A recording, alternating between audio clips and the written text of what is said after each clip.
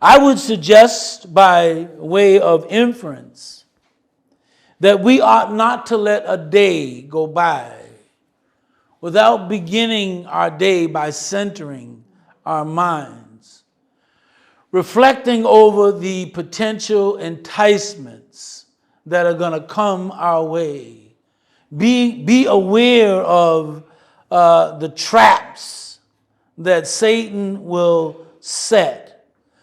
And all he's trying to do, folks, is get our mind on his will so our mind won't be on God's will. And you can evaluate that. What comes out of your mouth in the course of the day?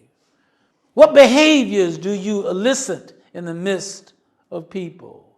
How are we conducting ourselves truly indicates who is having influence over us.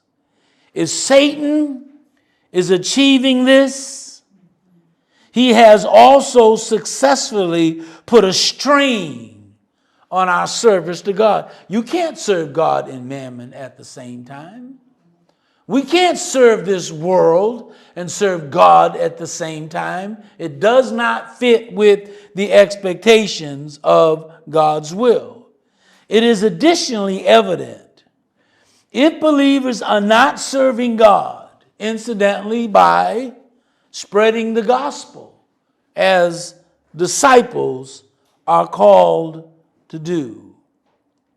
That is because our minds are clearly not stayed on God's will. Instead, the culture of this world is succeeding and influencing us in the day. The only other way Satan strains our service to God is by overwhelming us by suffering circumstances. God knows we're human. God knows we're emotional.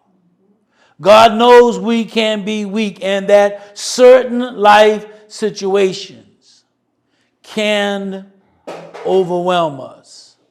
The Bible says in the Hebrew letter that he's not unaware of what we're going through, as if he does not empathize with our struggles.